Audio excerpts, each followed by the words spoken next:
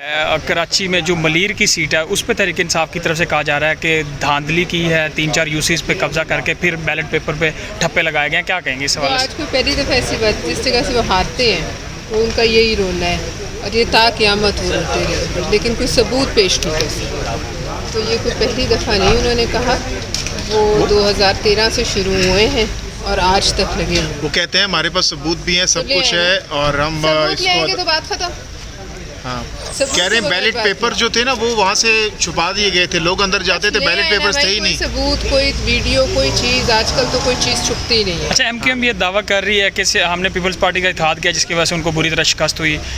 क्या ये एमक्यूएम को इसका नुकसान हुआ है या पीपल्स पार्टी को तो बुरी तरह शिकस्त नहीं हुई, तो एमक्यूएम को शिकस्त हुई? अपनी वजह से हुई होगी, उनको अपने अंदर देखने क्या क्या वजह है एमक्यूएम को क्यों शिकस्त हुई? देखिए मुझे एमक्यूएम की पॉलिटिक्स का वो नाराज हैं काफी आपसे, वो कहते हैं कि वो जो नाराज हैं वादे तो वादे किए थे अभी तक पूरे नहीं किए पीपल्स पार्टी वाले, वो कहते हैं। नाराज है तो फिर वो जो है क़यादत के लेवल पे बात करेंगे ना।